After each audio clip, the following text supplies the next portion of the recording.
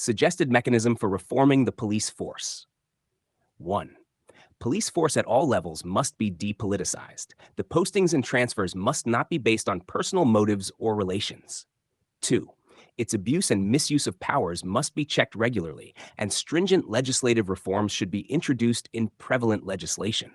An independent accountability forum or authority must be formulated for keeping a strict check and balance on policing.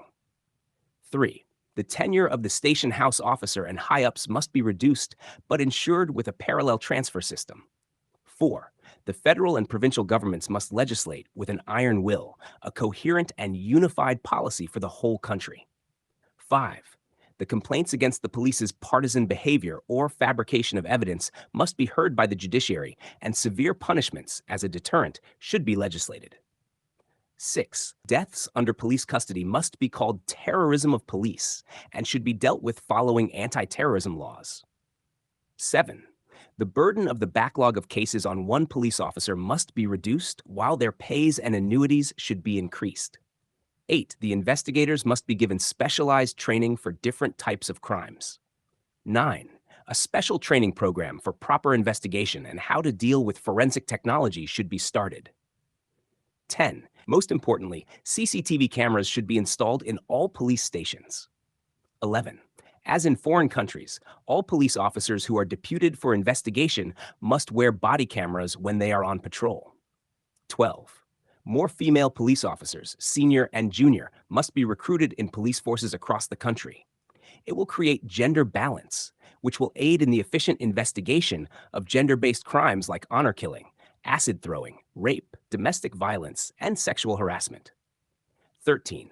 Lastly, judicial magistrates must be obliged to maintain a weekly check on the arrests and pending investigation cases.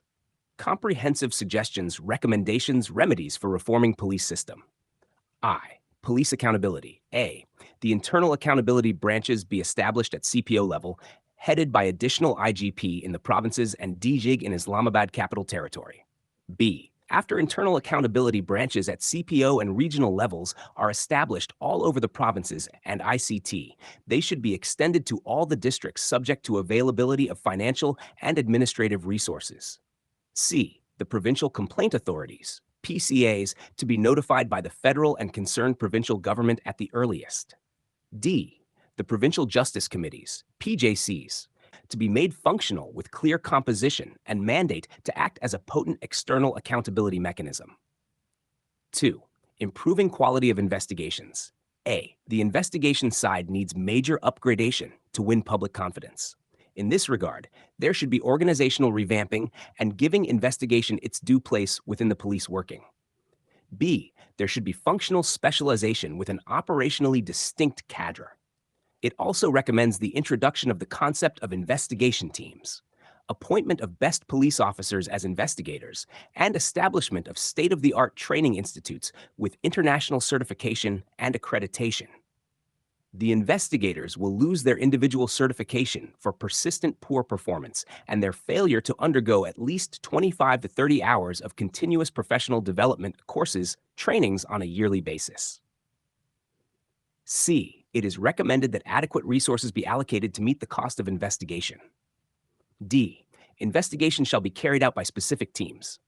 E. Forensic teams shall assist investigation teams. F. Officers dealing with investigation shall require training for skill enhancement and certification.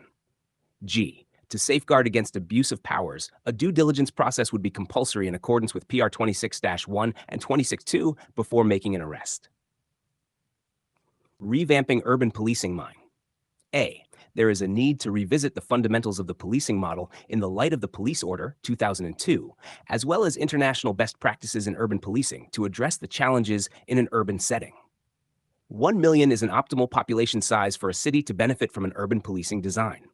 10 cities in Pakistan, viz. Karachi, Lahore, Faisalabad, Rawalpindi, Gujranwala, Peshawar, Multan, Hyderabad, Islamabad, and Quetta, qualify under this criterion.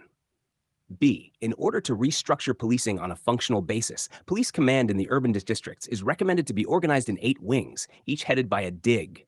1. Administration. 2. Traffic. 3. Operations. 4. Law and order. 5. Investigation. 6. Security. 7. Community relations. 8. Communications and technology.